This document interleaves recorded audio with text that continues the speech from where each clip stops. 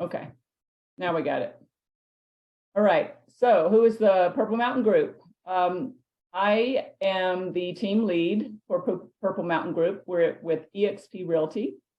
And thank you guys so much for being on this. It's exciting to see that we went from 16 people in person to almost 40 in virtual. So what I've done over the last 15 years is I started investing in the mountain properties several years ago. I've done fix and flips. I've owned 5 mountain properties in the last 15 years.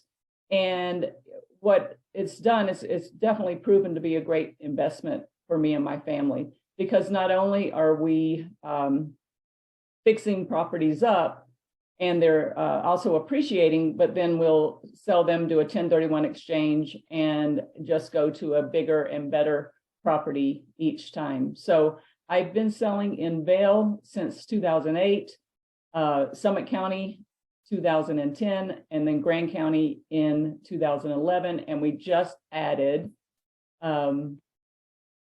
Durango, which is a great area to be investing in as well. So we'll go over some of that. But we also cover Colorado Springs, Clear Creek, and Park County.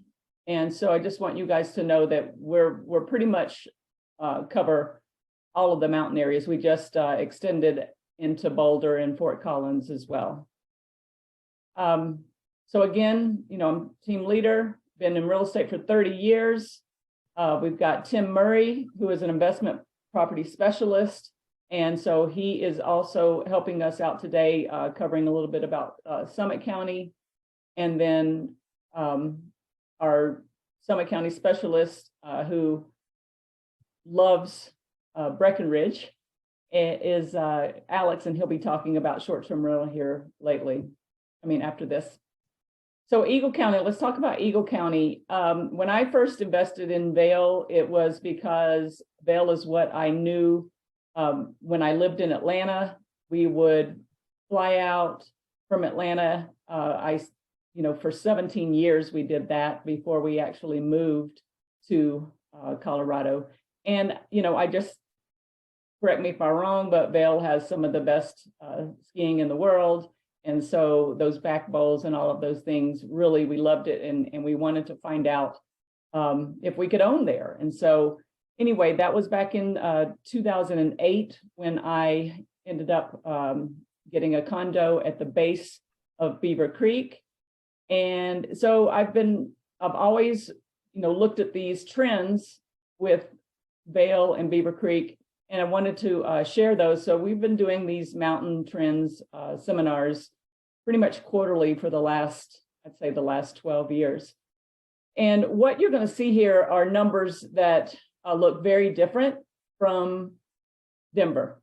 Okay, so don't be surprised when you see this, average sales price of 2023, for Vail area. And we're covering, when we say Eagle County, that's Vail, Beaver Creek, Edwards, and Eagle, and even Gypsum. Okay, but what the majority of it is going to show you are those big sales that are happening that cause the median or average sales price to be quite high. But what I wanted to really show you is what the trends is happening in the aspect of price change. Okay, so if you want to look at 2022 with the average sales price being 2.6, almost 2.7, and you'll see a decrease over the last year down to 2.2 or 2.3, that's a negative 14%. And so when you're talking to other people that want to invest in Eagle County, this is what you want to talk to them about is, yes, there has been a decrease in price. There's also been more inventory added. Okay, and days on market is actually changed as well. So if you look at that days on market last year, 65, and days on market has actually gotten a little bit less, and because we still have people buying. But look at that inventory. The inventory's jumped up more than 50%. And the supply is jumped up 100%. Okay, so these are the things that I would talk to you or talk to my clients about is I would say, yes, it is a good time to buy right now in Vail because of this situation where the prices have gone down a little bit and there's more inventory to choose from. So year to date, we've still seen, that increase. If you look at it of 36% in median sales price, and then there's been a negative in the average sales price. So I would just at least, talk to them about Eagle County being a ski resort that's going to have several different mountains. You got Arrowhead, you got Beaver Creek, you've got the Vail area. And if they want to look at East Vail is close to Copper Mountain. So then you've got the Summit County ski area as well. And so East Vail has been really good for my clients to invest in. And I've got a listing right now, a 1-bedroom, 1-bath for $670,000, and it does allow short-term rental. And so the thing we're going to talk about short-term rental later, but what I can tell you about Vail is it's not as restrictive as Summit County, and I'd say probably the most less restrictive on short-term rental is going to be Grand County. So this is single-family residence, okay? So that's why the numbers look the way they do. Most of the clients that I work with are going to be in the condo townhome, so I'll show that slide next. But I just want you to see with the gray line is going to be statewide in Colorado. And I want you to see, the reality of a ski resort area and what that looks like with, how it's appreciated. Okay, so definitely what Brady said, a good investment, you're going to see appreciation, but what ski resorts have had over the last 3 years because of the mountain migration and because of COVID since 2020, just look at this graph. You've seen it, go up amazingly high. And then over the last, I'd say 6 months, we saw a little dip, but now we are back and it's starting to appreciate again higher. So here's townhomes, and townhomes, what you'll see, again, still a lot higher than what you'd see in the Denver metro area. But if you look at that compared to single family, how it's gone down a little bit in appreciation, what we've seen with townhomes is an increase. So what is being developed right now in Eagle County in Vail area is townhomes. We're not seeing a whole lot of condo new construction, but we're seeing a lot of in East Vail and West Vail and out into Edwards. It's a lot of townhome new construction. So that's why you're going to see these numbers. Inventory of homes has increased there as well. And also, you see from the months of supply of inventory, we went from 1.1 a month to now to double that, 2.4. So again, that's what I express to people is there's still appreciation, but it's actually better to buy right now versus last year. It's because there's more inventory. And again, when you look at this graph, you're going to see that statewide aspect of it, where it's a lot less for townhomes, condos, and then you see that the appreciation over the past few years, what's happened. And then we did have that little bit of a lull, and that was when interest rates, probably around June of last year, things started slowing down. And then all of a sudden, when January of this year hit, we just started seeing a lot more people interested in buying an investment home again. And it could be the season, once skiing starts in Colorado, we do see a lot of worldwide, especially in Vail, people looking to invest in the mountains. Okay, so I'm going to let Tim Murray, and Tim, if you would just tell me when you want me to move the slide, since I'm working on that. So here's Summit County single family resident. And Tim, talk about yourself for a second. Hey, right on, Monica. Thank you. And holy cow, thank you, Brady. Always a pleasure to learn from you, man. So, man, everybody on this call, if you are not familiar with Brady Mullen and Kevin Green over Cross Country, man, go have coffee or a cocktail over at their office with them. Check them out. These guys are super smart. I really appreciate Brady's insight. And I'm a numbers guy. I like real estate because of the numbers. I like real estate as an asset class. And what I like more than real estate is Summit County. I spend a lot of time in the mountains. I mean, I average 60 days a year of skiing up there and in other places around the world. I'd probably spend another couple hundred days up there climbing. For those of you that don't know me, aren't familiar with me, I just got off of Everest this last season. So mountaineering is a big part of my life. And, trying to get people to be passionate about the mountains is an easy thing and something that I'm passionate about. So if you're not passionate about being up in the mountains, you probably shouldn't be on this call. If maybe some of your clients are passionate about being up in the mountains, and we would love to help them out at EXP. We'd love to, pay you guys a handsome referral fee to help your clients succeed up in these areas. And Summit's got some killer stuff. So, like Monica was saying here, is it a good time to buy? If we were comparing asset classes and we said, hey, there's a dip in the market, buy now. Yeah, there is. That's true. Is there also a huge annual increase? The numbers that we have, and Brady, I think I was asking you in the chat if we could go back to your screen so we can look at a real live time idea of what's going on with real numbers, like in Summit County right now. So in Summit County, yeah, if we could do that, I don't know if you were able to populate that stuff I sent over. So right now, in Summit, right, we have the average condo price is $826.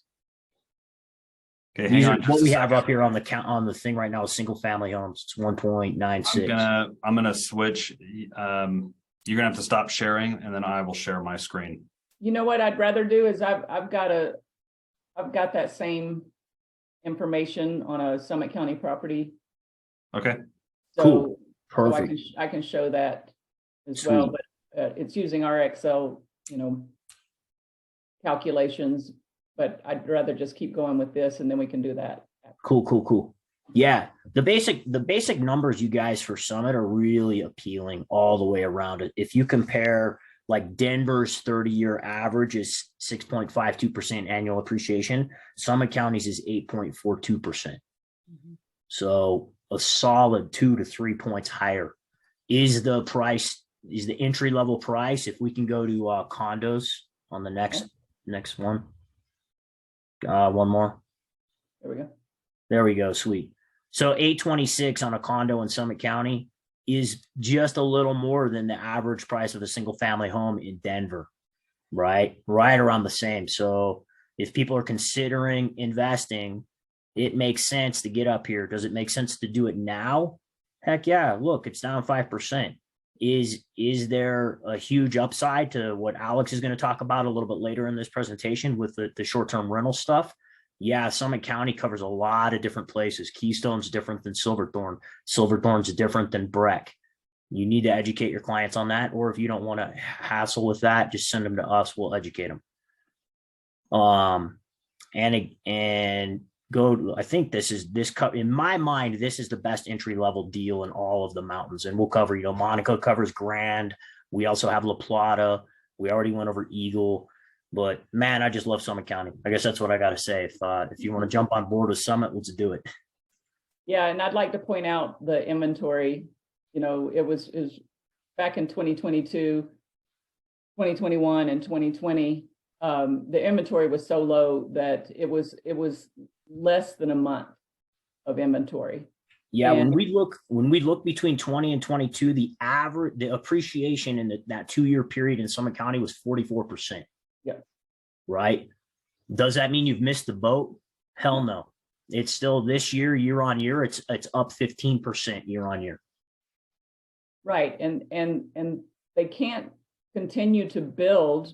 There are areas that got new development, but that's the cool thing about the mountain resort areas is, especially, for example, Beaver Creek, it just had to stop with developing. There was just no more area to develop. And so that just what that happens, of course, inventory levels become, non-existent in that aspect. And so the appreciation just keeps going up. So let's jump to, this is a good slide too. So it just shows, again, that, statewide aspect of how much more appreciation the mountain areas get. And then also you can see where it leveled off, but I would say probably when we have we'll get the February stats in March, we'll be happy to share those with you. We've got your emails, and we'll share with you our newsletter, because every month we do a newsletter just to show you what's happening, the trends. And I bet what we're going to see is an uptick with Summit County as well, because we did have just a little bit of a lull for about 6 months. And then January, February, everything's just got, rocking and rolling again. So Grand County. So I personally live, just to let you know, I've done 4 fix and flips in Winter Park. And I really loved working on those because they were, my kids were skiing. No, they're snowboarders. I shouldn't say skiing. They were competing in snowboard cross, and I needed a place so that I wasn't in that traffic after their races. And so back in 2010, we sold our Avon place, and since my kids wanted to be on the Winter Park snowboard team versus Vail snowboard. And so sometimes you do things for your kids, you listen to them. They really liked this mountain, and Winter Park was where, we felt, yeah, let's go ahead and buy a condo so that we don't have to be in the traffic.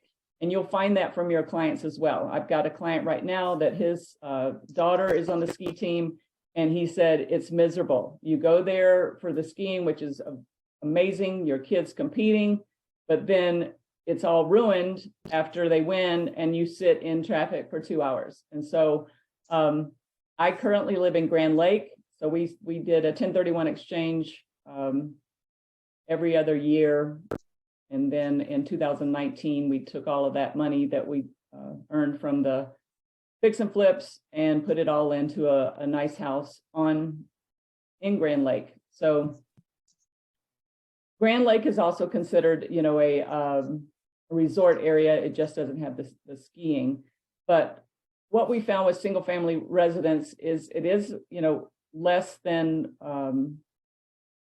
Summit County and Eagle County, but it's still higher than the Denver metro area. Okay, so when you look at this appreciation, the reason why we think that we've seen appreciation in Grand County, we saw a negative for the year over year for Summit and Eagle. And for Grand County, you'll see this average sales price for 2022 is $931, and it jumped up another 9% in January of 2023. And the reason for that is if you haven't been up to Winter Park or Fraser in the last 2 years, I would say drive up there and you will see that it's a totally different town now. There is new construction going on everywhere. And Fraser was pretty empty with new construction up until about 2015, 2016. And then in, of course, 2018, 2019, we saw more construction. And then with the demand that we were having, that's where the builders were, developing everywhere. Granby was actually in Forbes magazine in 2021 as the fastest growing community in the nation for new construction. There's just wide open spaces. So if you want to buy land, let us know. There's tons of land that has come to market because of this and because of the appreciation. But you can see here that, the inventory, when you look at these numbers, it looks so crazy because if you're a Denver agent and you see inventory of homes for 2022 was only 62 properties a month, you're like, what? That's a neighborhood, instead of a whole county. So it is a lot less in the inventory aspect of what you can buy, but it's increased. So we do now have about 2 months of inventory. So again, it's a good time to buy. If you look at the same thing, how it's gone up and down, over the last few years, but still compared to Denver Metro and Colorado statewide, the appreciation has been amazing. It was actually for Grand Lake where I purchased in 2019. By 2022, it was a 53% appreciation. So thank God, I've been an investor pretty much since I was 23, and I used that intuition aspect of, it's probably a good time to buy in 2010 when the prices were low, and then we did fix and flips. And so by 2019, that investment of what we put in, we had a 53% appreciation, which is amazing. So townhomes, look at these prices. These prices are exactly what Tim pointed out. These are going to be the prices around what the average is for Denver Metro single family home. And then you can see this aspect of 2 months of inventory again. So a little bit more inventory for you to choose from, and a lot of it is going to be new construction. Okay, so I would say single family home versus townhome or condo new construction and development, it's probably about 20 to 30% single family and 70 to 75% condo townhome. So and what we found, especially in Grand County, is most of the people that want to invest in a lifestyle type of investment, they look for that condo townhome first. They get in, they love it, and then they're like, you know what? I think I want to go to a single family home now. And so because that lifestyle aspect of it, once you get into the mountains and you're utilizing that property and also getting short-term rental on it, and then you made, let's say 10 years go by, and then now you're looking at, hey, how can I increase the investment and either take some money out of that condo and leave that one as a short-term rental and then go into a single family and use that as a second home. And again, we saw, the thing about with this crossover, and, this is where I purchased, 10 years ago at the lower amount. It was under what you could buy in Denver Metro. And the reason for that is the village was being built at Winter Park in 2007.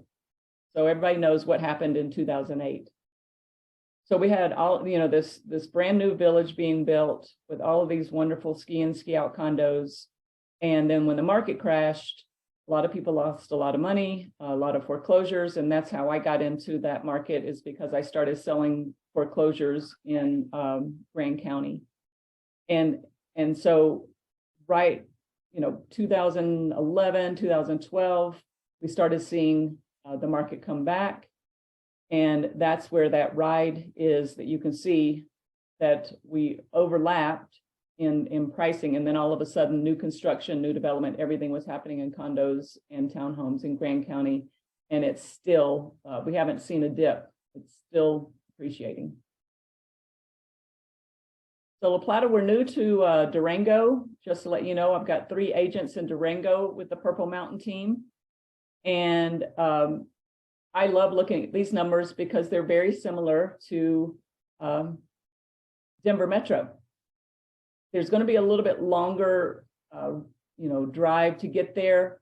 They have a small airport, but United does fly in there. So explain to your, out of state people, if they're looking for a mountain investment, let them know about Durango. You can fly into it, just like you can fly into Eagle and fly into Summit County area.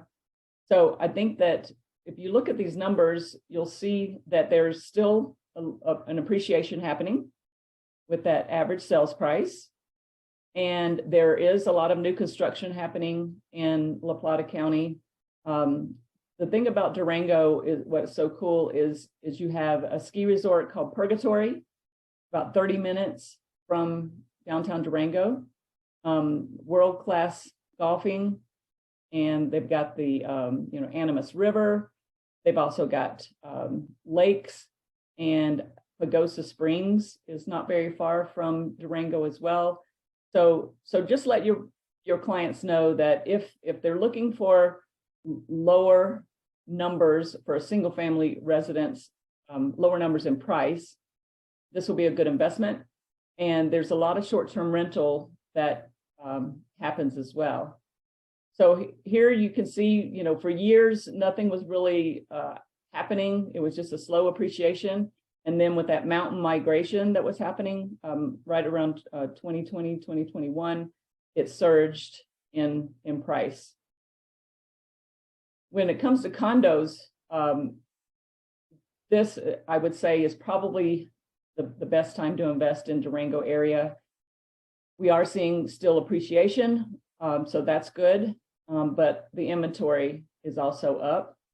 And as the new construction continues, because that really only started, new construction and new development in Durango area only started around that 2021. And it was just because of the demand. And what we saw in 2020, because I was selling here, is we had less than a month of inventory.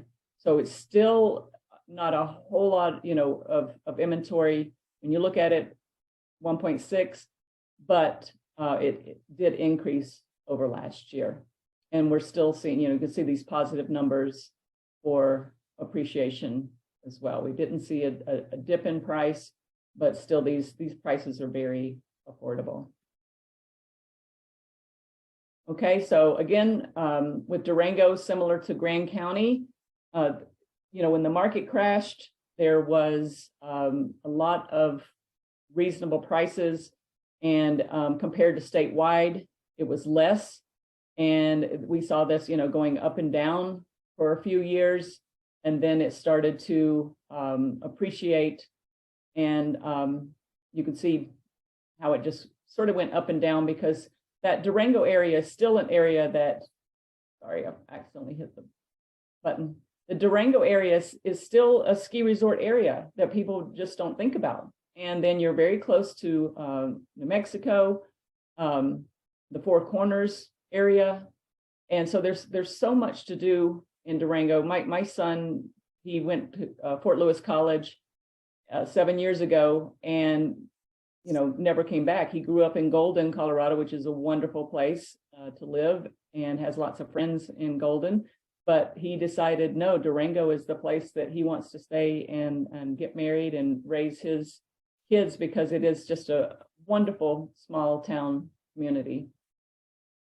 So any questions? I don't think I'm set up for chat, so I don't know, Brady, or did you see any questions that might have come over for those trends? Brady, still here? I was muted, sorry. Okay. Yeah, nothing in the chat. I think we're good. Okay. Well, what we're going to do now is turn this over to Alex. And so, Alex, if you can just let me know when you want to switch slides, but introduce yourself. Oops. Yeah, sounds good. Yeah, my name's Alex Kimbrell. I've lived out here in Colorado for about a decade now. After college, I moved from Atlanta straight to Breckenridge. It was supposed to be just maybe a year and learn how to snowboard. and then I fell in love, and I don't think I'm ever going to leave Colorado now. So I completely understand why people want to move here.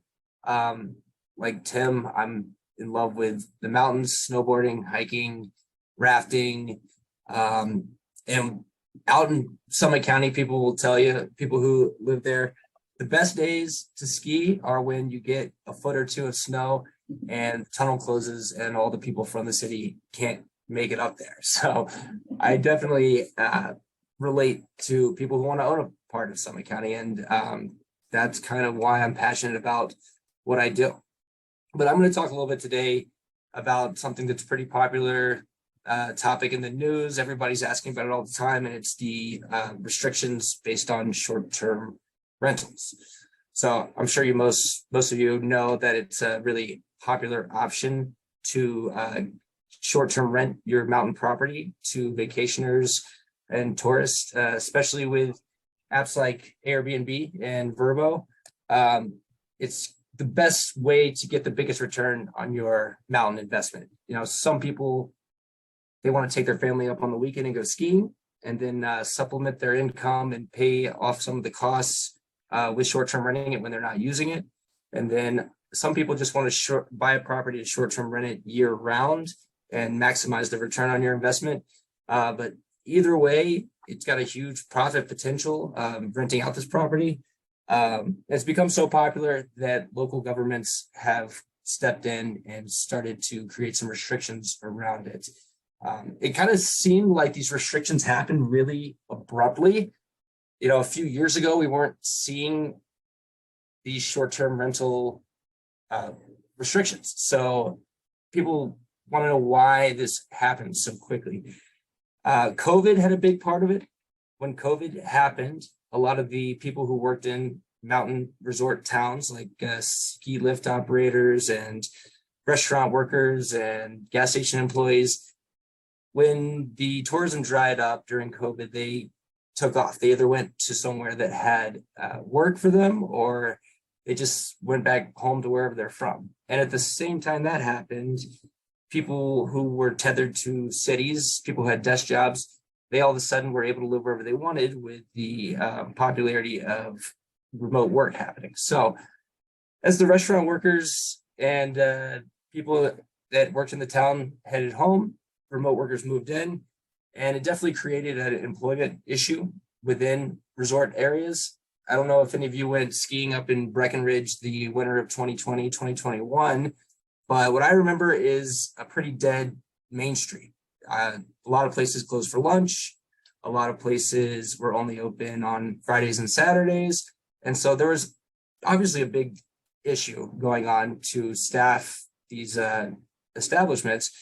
But a lot of the local governments took aim at people short-term renting their property. They thought that if they restricted people from purchasing properties and just turning around and Airbnb-ing it, it would open up more places to live for local workers. And there's been a big debate on whether that is actually the problem or not, but either that's how a lot of the local governments decided to remedy the problem. You can hit the next slide. So every town and county did it a little differently. I think Monica said earlier, you know, Eagle and Grand County. Eagle County is where Vail is, and Grand is where Winter Park is. They didn't go the full restrictive route. They started requiring you to have a permit in order to operate an Airbnb or Vrbo, but there were no caps or any other restrictions other than just having to pay a small fee for the license. Then you look at places like Round County and Steamboat, they went a much more restrictive route. They created two areas, a downtown area, like a downtown ski resort area, and then a residential area. And they completely stopped issuing licenses to people who lived in the residential area. So if you bought a property, which was about 90% of the town of Steamboat, in a residential area, you're not allowed to short-term rent unless you were in the past. City of Durango, they mapped out specific areas based on tourism zones or primary residential zones. And there are different cap limits for each area. So if you live in a tourism zone, they issue quite a bit of short-term rental permits. If you live in a residential area, quite a bit less. Telluride, they decided to go with a cap on the amount of days you're allowed to short-term rent. So if you live in what's considered a residential zone in Telluride, you're only allowed to short-term rent your property up to 29 days. So as you can see, everyone did it differently, either mapping out different areas or mapping out or capping the amount of days you're allowed to short-term rent or capping the amount of licenses they issue. Everybody did it differently. And Summit County, where I mainly work out of, did it the most segmented and complicated. You can switch to the next slide. So Summit County is divided into jurisdictions based on towns like Breckenridge, Silverthorne, Frisco. Also, between the towns is what's considered Summit County unincorporated. And they have their own set of rules that are not what the town operates under. I often use this tool, pretty useful, Summit County interactive mapping tool. You can just Google that, Summit County interactive map, and just type in an address and it'll tell you which jurisdiction the specific property falls under. You might be surprised, like things on Peak 7 in Breckenridge and Airport Road in Breckenridge, that actually falls under Summit County unincorporated and not the town of Breck. So it's pretty important to know which rules you're operating under in order to guide your clients or know what you can do with the property you're trying to purchase. You can switch to the next one, Monica. So Breckenridge was the first one in Summit County to create this set of rules. What they decided to do is put a cap on the amount of short-term rental licenses that they'll issue. They set the amount at 2,200. And right when this came into play, there was about 3,000 licenses issued at the time. And so their goal is to get down to the 2,200 number through the process of attrition, where if you sell your property, the short-term rental license doesn't transfer with the sale of the property. And they won't issue any new licenses until they get to that 2,200. There is exemptions for what are called condotels, which are condos that are intended for tourism. They're required to have a front desk, 24-hour security, and 24-hour phone service. So they really do operate more like a hotel than a condo. So those are exempt from the cap. And then more recently, actually, they segmented the town into 3 zones, zone 1, 2, and 3, based on if they consider it more of a resort area or more of a residential area. And I think this is a really good idea because places in zone 1 and 2, which are tourism and downtown areas, they are really more intended to be used for tourism. And so they increased the cap in those areas and they lowered the cap in residential areas. So when this originally happened, it was a big issue for people, buying right on Main Street who wanted to rent out the property. They were going to have to wait for the cap, or they were going to have to wait for the licenses to go down to 2,200. But the way they segmented it now, you actually can still buy something closer to the ski area and get a new license. It hasn't even reached the cap yet. All right, so that's Breck. And I want to ask yes. a question. What's the total number of licenses right now in Breck? It was 3,000 last time I checked. This has only been happening for a few months now. So right when they announced there was going to be a cap, a lot of people went out and got new licenses. So it was 3,000 right when it went into play. And yeah, 2,200 is the goal amount. So in essence, it would definitely, just to plug us again, to work with an expert in Breckenridge or Summit County for the fact that we're going to know, if the property is an investment type that you can do short-term rental versus just going up and trying to show a property and not knowing the repercussions. If you help someone buy a property thinking you short-term rental it just because it's currently short-term rented doesn't always mean that that new owner can short-term rent. Right, yeah, and I can't imagine the nightmare of trying to buy a property in Breckenridge with fully expecting to rent it out to offset some of the costs, and then realizing you can't do that. You're just stuck with this property that you're gonna have to pay on every month. So it's extremely important to know the rules before you buy it. So just gonna touch on a little bit of the rest of the county. Summit County Unincorporated, they just decided that there is going to likely not be any new licenses issued for 7 or 8 years. There was a moratorium for about a year while they decided what they were going to do, and they just voted on it this week. And it is not looking good in Summit County Unincorporated unless you fall into what they consider tourism areas, which is by the golf course in Breckenridge, or Peak 8, or Tiger Run, Keystone. So that's what unincorporated Summit County is doing. Dillon and Silverthorne, they don't have any caps. And for a while, I thought they were going to follow suit with everywhere else and kind of hit some restrictions. But as of right now, you can still purchase in Dillon and Silverthorne and rent it out. And there's not many restrictions on that. Frisco recently came up with their solution, which is they're only issuing 25%, only issuing licenses on 25% of the residential areas. And last time I checked, it was getting close to that 25%, but they weren't quite there. Yeah, so I mean, the whole theme of this is that everyone is doing it a little differently. Grab the next slide, Monica. So Keystone has no restrictions, and even more, very recently they decided that there's not going to be any restrictions. It's made for tourism. It's made for you to, it's not really a local's living area. And so I've been directing my clients to Keystone, people who wanted to go to Breck or unincorporated Summit County residents and want a short-term rent. I pushed them towards Keystone because there's no restrictions. It's still wide open. And this slide is a little old because I believe Keystone was the place to be to avoid restrictions.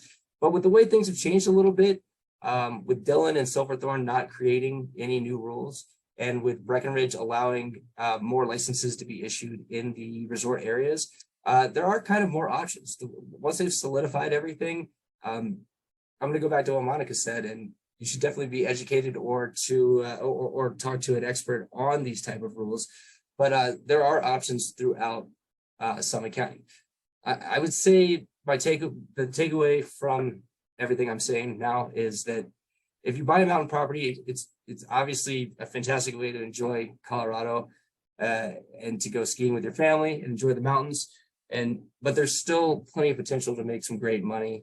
But I would advise you to either know the rules of the area or to talk to somebody who does. You don't want to make a mistake and not realize what you can or can't do with your property. Yeah, I think Alex, on that note too, I think it's really important to acknowledge that both Keystone and Wilderness, which is in Silverthorne, are the lowest hanging fruit. They're the cheapest gateway to entry in all of the counties we're talking about. So getting a Keystone condo or a Wilderness condo for the first time investor up there is a smart play. It's the easiest play. Okay, so now we'll talk about the economics of short-term renting, and this is very similar to some of the things that Brady was talking about. We took this from Evolve. If you don't know who Evolve is, they're owned by Airbnb, and they are probably the cheapest way to do short-term rental because they are on a 10%, 90% scale. What we get a lot of questions about in the mountains is, who's the cheapest property manager? What's the average that I'm going to have to be paying? And so we have found that, of course, Evolve is the least expensive way to do it, but you are going to have to do a lot of work yourself when it comes to nightly rentals and you get pinged on your phone that someone's interested in your property, you have to act right away. And if you don't act right away, they're going to go on to the next property. So it's similar to you trying to set up a short-term rental for yourself, and you see what happens. You're looking online and you pick a property, looks good, and then all of a sudden you can't get in touch with that owner or landlord directly or property manager directly, then you pretty much just move on to the next property. So I would say, using Evolve, my clients have said, yeah, they've had some good experience, but some have had bad experience as well. So there's property managers that are on a 70-30 that are going to be probably the hotel or condo hotel front desk. Those are a little bit higher. For example, Vail Racket Club is on a 60-40. They used to be a 50-50, and then they went up to a 60-40. But I'll tell you, when I had a property at Vail Racket Club, it was a platinum, and so there's different levels of the way stuff rents out as well. I'd like to discuss that. There's the platinum level, the gold, the silver, and the bronze. And if you have a bronze unit and you're using the front desk, they're going to tell you that you're not going to get as many nights, and they're going to look at your condo and tell you how you can become a silver or a bronze. I mean, a silver or a gold. And platinum is going to be just total remodel, very updated. And you're going to get more nights. You're going to get more nights rented out when it is in good condition, very updated. So I want you to be aware of that. And these numbers are coming from a gold unit. We don't have 2022 yet. We asked for those in January and in February, but I'm thinking probably by the end of this month, I'll have 2022 figures, but at least you can see the changes from 2019 to 2021 in that aspect of how things increased. That's really what I wanted to show you, is how we went from an average of gross rents collected in 2019 of 13,000 to 26,000. So it doubled. And that a reason for that is, when COVID happened, people didn't want to be in the cities. We have people from all over in the cities coming to the mountains so that they could just get away. And so the nightly rentals jumped tremendously. Cleaning, the inflation caused from 2019 to 2021. You can see that also the cleaning cost went up, and that advertising costs went way up with the cost to advertise. Mortgages stayed about the same. So I'll be interested to see what 2022 looks like. And once we have that, we'll share it with each of you that attended today, because I've got a feeling that those numbers are just going to be, probably another, I guess I'll let that be Brady's decision on what that looks like, but it's going to be a lot higher for 2022 in that interest that's paid. Taxes went up because values went up. Okay. Everybody knows that happened in Denver Metro as well. And then I use this for Grand County just to show you that that registration fee was $200 for 2022. I know that it went to $250 for the other counties. That is probably higher. I know for Vail, it is a lot higher than the Grand County registration. So then you've got the rental sales tax that you have to pay as well. And then sales tax that's paid with Evolve. So that just started in 2021 when they started collecting that. And then we got electric cable. I'd be curious to see what happened with electricity as well, because we all know that with inflation, electricity has gone up too. So, but just that final, management fees with Evolve taking 10%, and it's because of the number of nights went up so much that, they were only collecting $365, and then on this unit, it went up to $25.20 for the management fees. So then, short-term rental, we talked about that. And I know that these might be incorrect for Summit County, but you could jump in, Alex. But the town of Vail, online travel companies such as Airbnb, Vrbo, they collect that 4% sales tax, accommodation tax, and a short-term rental tax of 2%. And then also, if you do not use marketplace facilitators, you will be required to collect and remit another tax. So 10% of the price paid for the rental accommodations to the town of Avon and Vail. So just those two towns are collecting that 10% of the rental accommodations.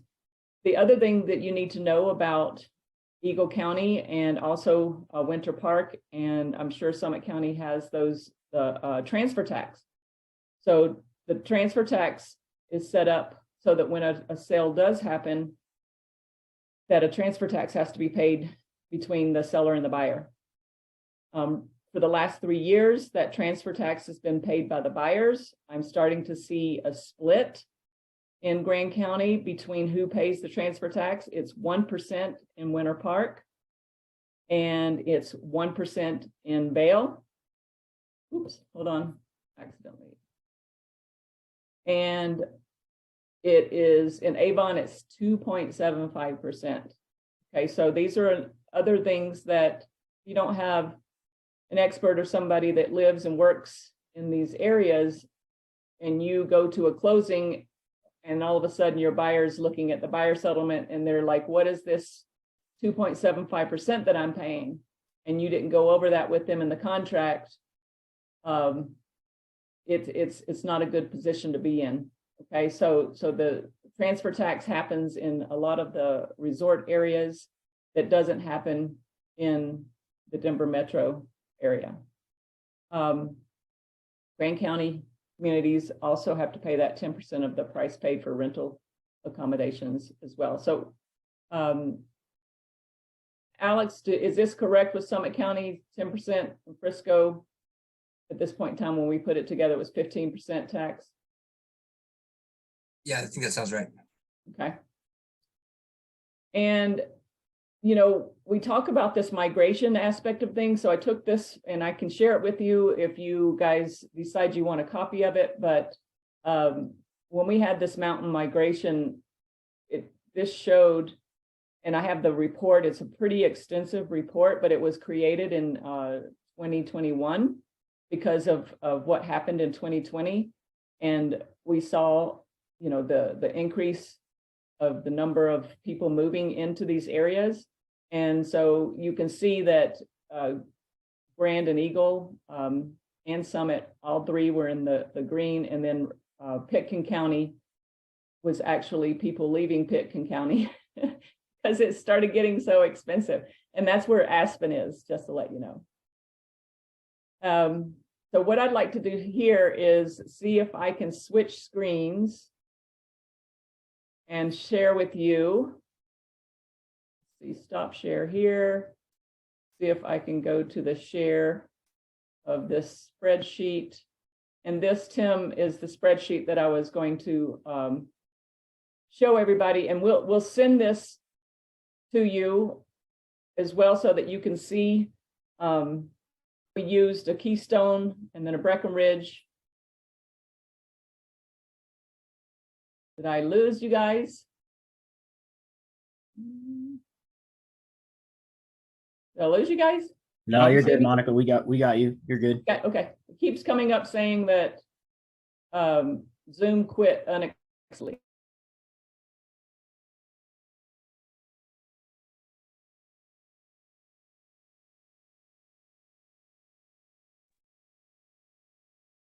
It did. I did lose you guys. You're back on now. You can screen share again, probably, maybe. Okay. Let me see. You can definitely, probably, maybe screen share. Yes. Is that it? Yes. Okay, here we go. So we used a Keystone, a Breck, a Winter Park, Fraser, and then a Winter Park Highlands. Okay, so I just wanted the first three are going to be condos, and the last one is a single family residence. So I just wanted, oh, I'm sorry, the Keystone is a condo, the Breckenridge single family home, and then we did Winter Park and Winter Park Highlands. I can add a Vail one on here if anybody is interested, and a Durango, but I just wanted to show you what the most popular investments that we have worked with lately. So I went ahead and just used some examples of what we've already utilized with this spreadsheet. And I would say, I would go with Brady's spreadsheet versus this one, because I like to, give that over to financial advisor or somebody that actually looks at the part of investing in real estate. I like his pro forma better than this. This is just something that I've been using over the past few years. It's easy for me just to plug in the numbers for somebody. But I would say that pro forma that Brady has put together is so much better than this, because it shows graphs, charts, everything as well. So let's see if we can scroll down here and give you some information. Trying to scroll down, it's not working.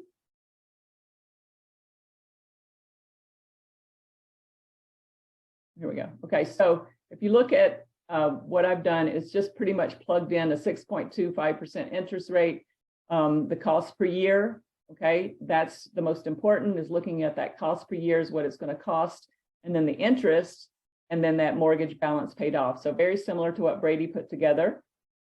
We put this net rental, and that was based on 100 nights. Okay, so you can probably get more than 100 nights, but I wanted to work this conservatively so that you can see, after management fees, they're still earning on that one bedroom in Keystone about $25,000. Of course, in the Breckenridge 3-bedroom, 3-bath, because of the size, you can get,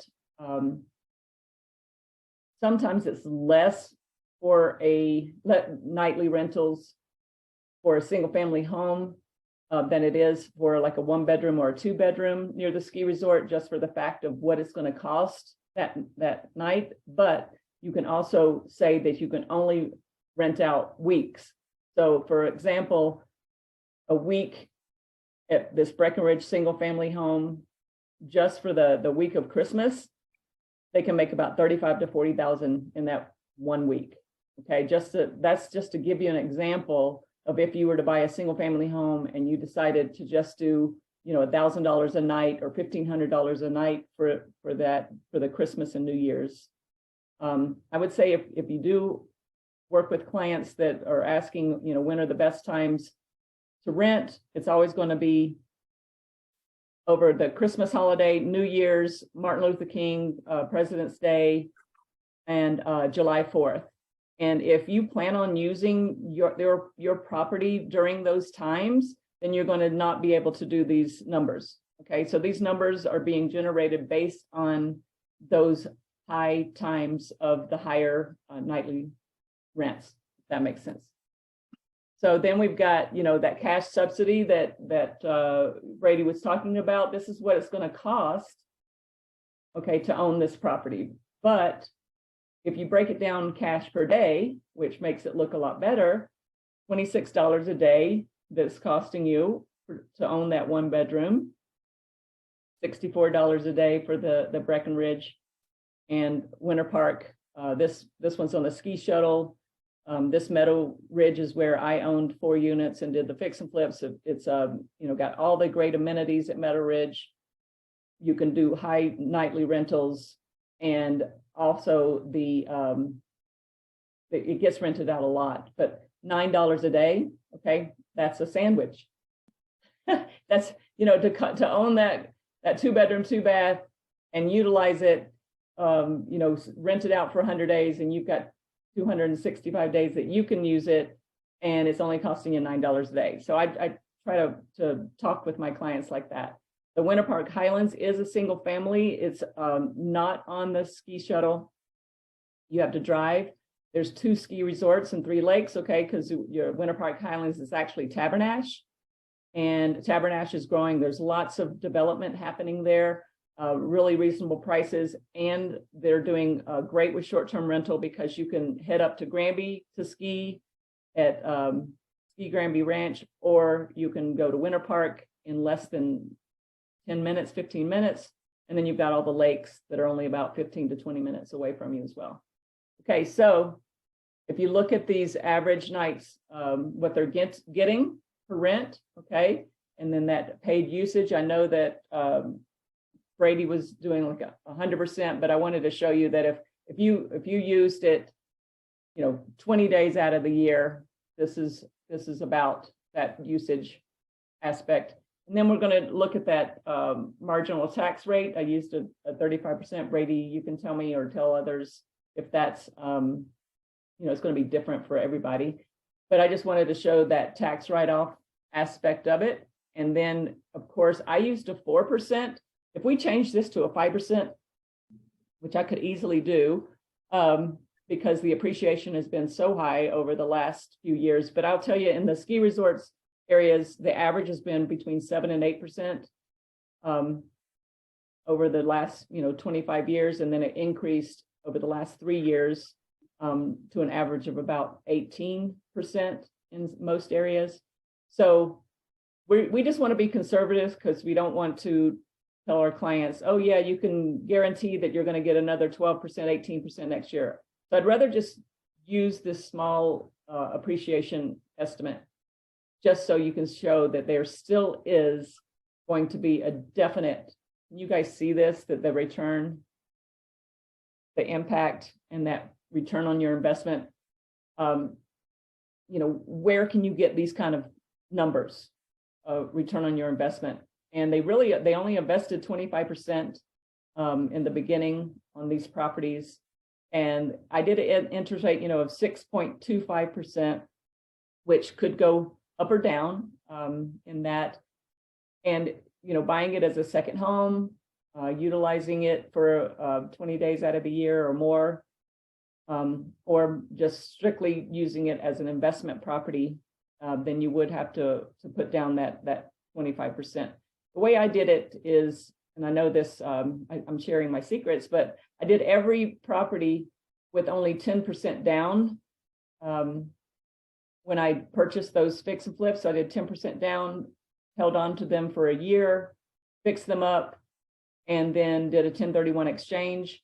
And so the reason why I was able to get the 10% was buying it as a second home. Okay, and then the renting out to it aspect of it is I did have it rented as a business for that year, and then we just did a 1031 exchange at the end of the year and went into a better property. So I did a 1-bedroom to a 2-bedroom, a 2-bedroom to a 3-bedroom, a 3-bedroom to a 4-bedroom, and then currently my house in Grand Lake is a 5-bedroom, 5-bath. And so it's been, a fun ride, and I can educate you guys on how to explain this to your clients. But as you can see, this return on your investment, you're not cash flowing like Brady discussed. Okay, you're still in that what's it costing you per day and what's it's costing you, per year, but you still get to own a condo that you can use or a house that you can use and enjoy with your family. And then just that appreciation, me using 4% just to be conservative, but it's really closer to, I'd say, you saw the numbers, you're still appreciating 12% in Grand County, Rango area, still appreciating about 16, 17%. And Vail, even though the numbers have gone down, 2022 was the second best year in history for Eagle County. They did 3.8 billion in sales in 1 year for 2022. The year before that was it was 3.9 billion. So that's a lot of investing going on in these counties. Okay. So any questions on this kind of stuff, you guys? We'll share this with you. We'll send it to you. And then I would say, suggest that you reach out to Brady for that better pro forma than this, but I can definitely share this. And we can plug in, you know, anything that you're personally wanting to invest in, or if you have a client. Again, I think it would be best to just refer, but it's up to you, especially if you own in the mountains already. I had a question or two. Did you prefer this way or through chat? Yeah, this is fine. Okay. First question is with that 10% down because it's a second home, do you have to show that you're going to be renting it as a business, or but due to the fact it's a second home, could you get away with 10% down? The way I did it is we did not do short-term rental. Okay. I rented it out as a business to myself because I was working in that area. So I had to have a place. Right. So if we were down here, a client but they had the down payment's the issue. But a high wage earner, great credit, low debt, they just don't have the 400 grand cash to lay out. But you know, could possibly come up with 80 or 100. Would you have to show any kind of rental if you had the income that justifies it all? That would be a CPA question. Yeah. Okay. My CPA told me that if I rented my condo to my business because I was selling in the Grand County area, that I could utilize that as an investment property in that aspect. So I only had to put 10% down for the second home, but then I also rented out the property as an office. Okay. Have you seen any advantages to, like, you know, using a local credit union in these mountain communities as opposed to, I don't know, you know, our buddies on the phone here, Kevin and them, or even a larger Chase Bank or anything like that? No, I never would use the larger companies for these types of resort buying. You know, it's been better to use the and even the local banks there. They live on mountain time. I don't know, you know, it's like mañana in Mexico, we'll get it done tomorrow. It takes forever to get anything done. So I love using Denver Metro mortgages and cross country mortgage the best. So perfect. Thank you for your time today. Okay. Anything else? So what we're going to do is stop sharing here and go back to my other one. Is get here and share this one. Hopefully I won't go away again. So this presentation, so we're going to send that to you, and I hope I'm not going to crash again. It sounds like I'm going to stop sharing so I won't crash. Hey, Monica, this is Nick in Boulder. I have a quick question for you. Where did you get that net migration graph? What service do you use for that? So that came from the Mountain Migration report. And if you want, like I said, it's a large, I think it's about 78 pages long. It was created in 2021.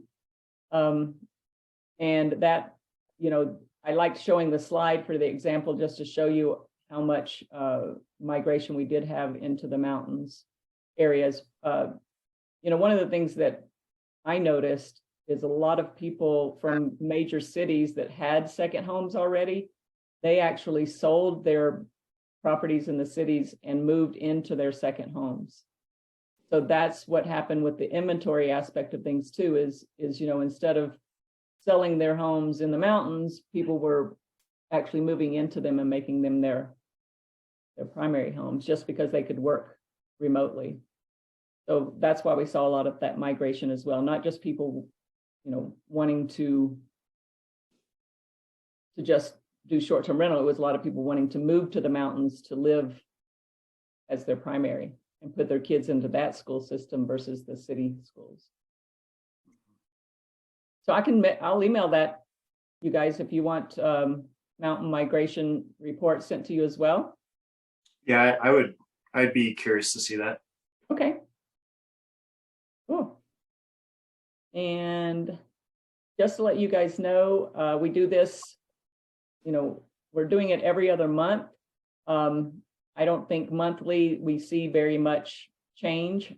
And the months that we do see is February, because we get the year end, and then we'll do it again in April.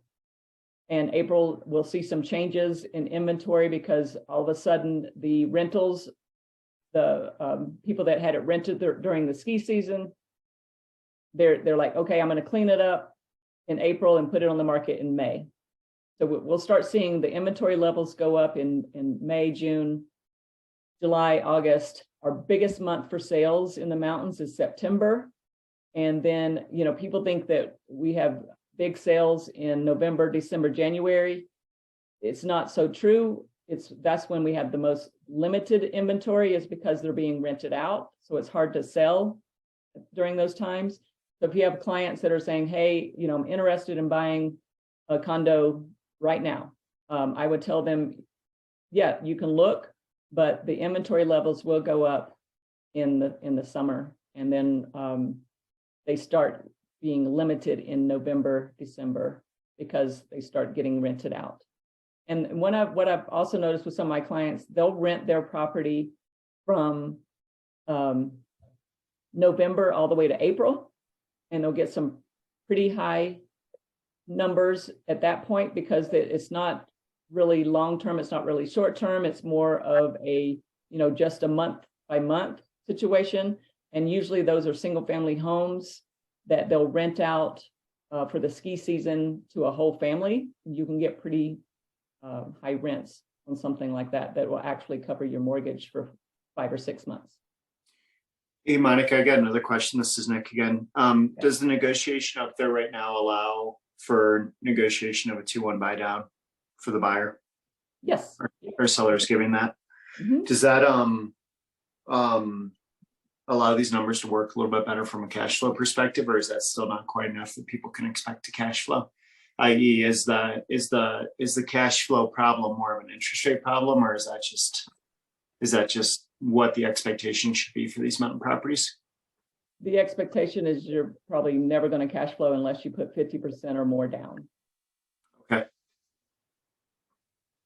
Yep. If you got a buyer that wants to pay cash in short-term rental, they're going to cash flow. Of course, yeah. Sure. And there's a lot of cash buyers when it comes to mountain properties. We see that quite often. Even into the multi-millions, they'll pay cash versus get a loan. But I would say, when it comes to the condos and ski out, definitely talk to person at Cross Country Mortgage, or talk to us when it comes to those condo hotels, because and also the HOAs. HOAs are so important when it comes to the mountains, because of the assessments that we've been seeing, the improvements. Iron Horse in Grand County was built in 1972. That was the village at the time. And it's a ski in, ski out, but you have to pay cash right now because of the assessments and the litigation that's going on in Iron Horse. So again, talk to an expert like us, expert like Cross Country Mortgage, and we will be more than happy to help them get a loan, as well as help them shop for one of these mountain communities. And with that, I think we're done. We went a little bit over, but I really will look out for our emails and let us know if you need our help. Super. Thanks, Okay, everybody. Thank you, Monica. Yeah. Anybody got any questions they want to verbalize before we wrap this up? Okay. Okay, You'll be getting a follow-up from the Purple Mountain group. I'll send a follow-up that'll include the slides that I used and then also the calculator. I know Monica and her team have some things they'll be sending out as well. So just keep an eye out for that stuff. We'd love to chat with you about it if you have any questions. But if nobody's got anything for this meeting left, if you don't have any more questions, we'll just wrap it up. Anybody else got anything? Thank you, guys. That was really helpful. Thanks, Nick. Yeah, thank you very much. Time well spent. great. Thanks, everyone. Bye. All right. Thank you, guys. Appreciate it.